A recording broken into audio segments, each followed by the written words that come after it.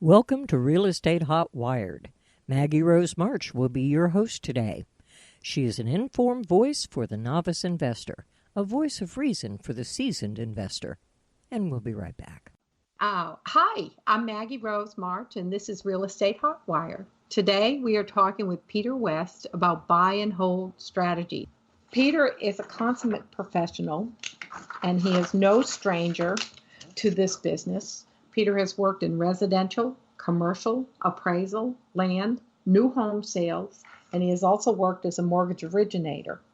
Currently, he focuses on commercial and investment development on his own behalf and for his clients on a nationwide basis. Peter's approach with clients is based on a counseling model versus a sales approach. Peter holds many licenses as a Massachusetts real estate broker, New York real estate broker, a Vermont real estate broker, a Florida real estate broker. He's also has an instructor's license in Florida, Massachusetts, and New York.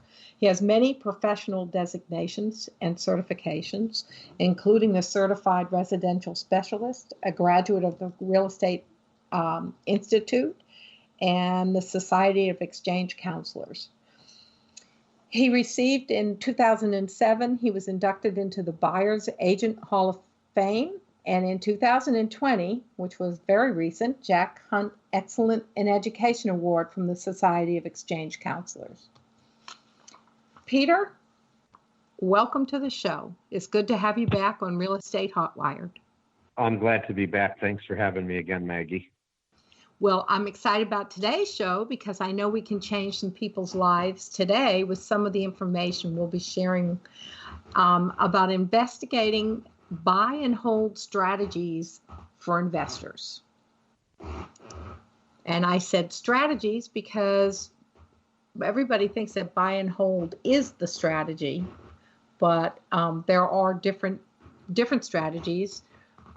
I'd love to hear what yours are in particular, since I know you're building these portfolios. What is your buy and hold strategies or your favorite strategy?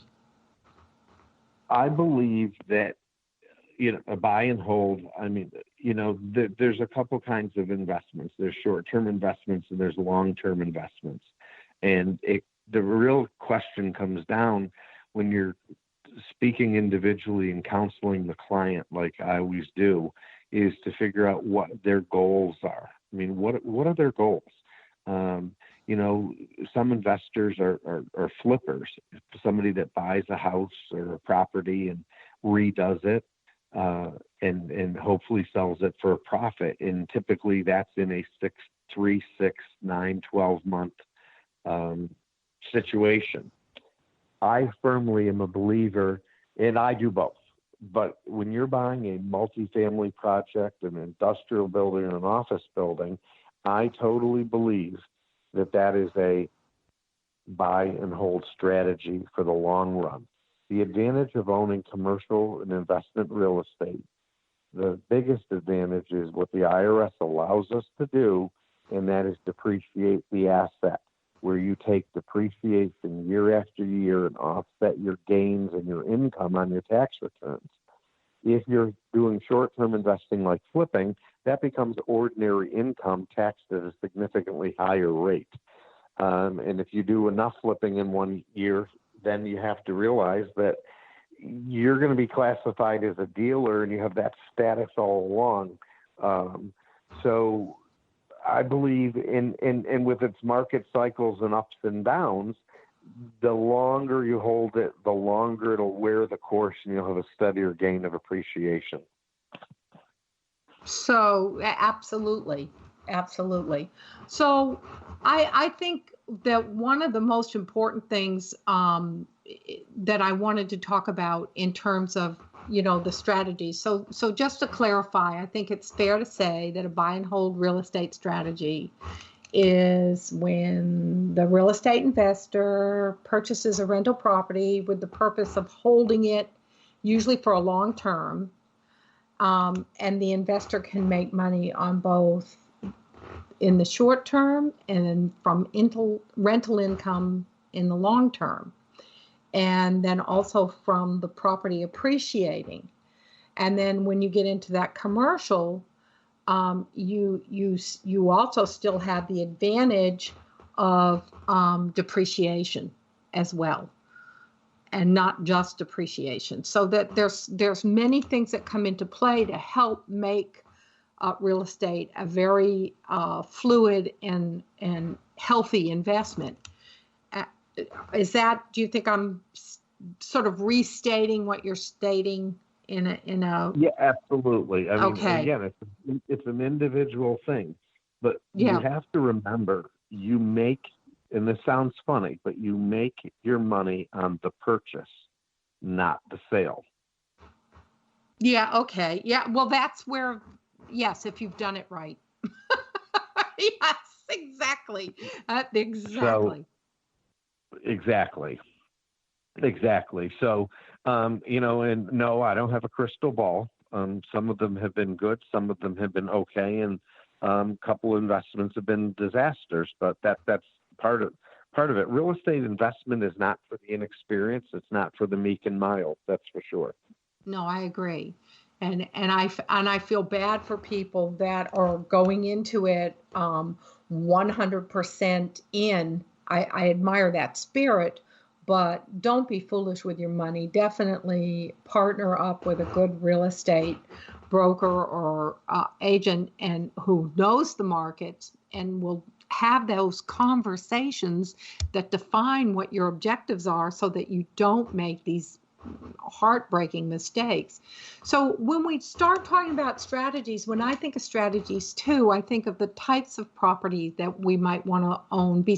And I know you favor commercial, and I think we're going to talk about that maybe a little bit later. But we also have apartment buildings. We have multifamily properties. There are vacation rental properties. There's turnkey real estate properties. And then there's the simple single-family residential home, which is really what I have mostly specialized in most of my life. Well, you're 100% right, Maggie. And the thing that you need to remember is that the hardest part that I think people think it's too easy, number one. Mm-hmm, what you see agreed. on do-it-yourself television and home channels and things like that, I have never bought, fixed, flipped, and made a significant profit in 18 minutes. It just doesn't work that way. What's wrong with you, Peter? What did you not do right? Maybe I should take a lesson in it. No, you just got to watch the video again. But I believe that you need to have a plan, a business plan. Right. And I think when you talked about the different asset classes, I own and operate property in several of those asset classes. And I have to say that I think if you focus on one, particularly hard hit, we have a builder that we work with in South Florida that's building and marketing to investors Airbnbs. Well, right now, I'm not so sure the phone's ringing off the hook this week for that type of product. So if all your eggs are in one basket, you're going to be in trouble. And what I'm reading in the past few days just reiterates what we've all been saying for years. You need to own different asset classes in different locations. Certain markets are doing very well when others aren't doing so well. Even in the pandemic crisis that we're dealing with right now, there are certain markets that are doing really, really well, certain assets that are doing well, and others that are questionable. Retail right now is questionable based on what's going on with the pandemic, for example. If all your assets are in retail real estate, you probably didn't sleep well last night. But if you have apartments, well, people still need to live. If you have industrial and you're storing goods, you might need to hire an additional security guard if you have toilet paper in the building of storage. However, the reality comes down to it that if you have a plan, a long-range plan of how you're going to fund it and how you're going to keep going, real estate has historically always been, and I believe always will be, a significant way to invest your money.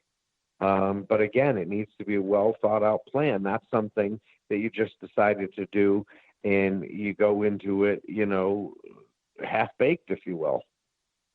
Yeah, and I like that you mentioned, one that you do think about a little bit of diversity. If you were buying in a stock portfolio, that's the first thing everybody tells you. Don't, have some diversity, but have some diversity, or at least get into a mutual fund. They provide the diversity. So, Right. so that's important. And then at Florida, and since we're in Florida, we're talking mostly about Florida, but not just Southwest Florida, because I was reviewing some of Bigger Pockets information online, and some of the hottest cash flow markets in 2020 include Orlando, Florida. I mean that Orlando isn't just a place for tourists to come and go. Now, I mean that segment of it right now, if you're buying turnkey there, yeah, that would be you might lose some sleep. But in the But you have past to 10 keep in years, mind, though, it's not just that. You have a huge influx of people moving to Florida right now from different places, and it's not weather related, it's economic related. New York it's has a mass exodus right now because their tax rate is so high. New Jersey, things like that. right. But what you have, the thing too is that across the board, property in Florida rose about 18% in several categories, residential, condominium, 18% from 2018 to 2019. So that's why you're seeing significant numbers across the board. Yeah. Do you know that Orlando, the population has grown by 20% over the last 10 years? So 20%. you don't need to know that. You just have to drive across four, Right. and you realize Just that the traffic is horrendous. just trying to get to the parks, and there are 2 million residents, and as that population begins to age and more people start to retire, Florida's going to be a hot place to move. So no matter what we think might happen in the next 2 weeks, Florida is a great state to invest in, and don't get stuck on just one area or one thought of it. In the 18 best places to buy rental property in 2020, Real Wealth Network suggests you can't go wrong investing in any of the big cities in Florida, including Tampa and Jacksonville and Lakeland, which I was out investigating that last week, and I was surprised. I mean, Lakeland, Florida. That's where my son went to Spurgeon out there. I mean, I was just amazed that Lakeland made the list. But anyway, I digress. So let's move ahead and let's cover some of the benefits we did mention on them shortly of buy and hold real estate investing. And let's talk about things like monthly income. And that is one of the main benefits. And like you said, if you own an apartment building right now, people aren't going to move out because there's some quarantine crisis going on right now because of the virus. Well, let's look beyond that. Okay. We will get through it. It's going to be a rough couple weeks, but we will get through it. And I believe you need to look at a few different ways of how that's going to be accomplished. I mean, one of the things that you hear is about the income. More so than the income is you can still have the depreciation. That's the real reason we own real estate. Right. Otherwise, we would put it in somewhere else. So that means you take the value of the real estate that you bought it at and you depreciate it. Capital improvements are depreciated. So when you do work on the building, and it gives you the affordability. Well, we talk about investment, but what about those folks that own a business themselves?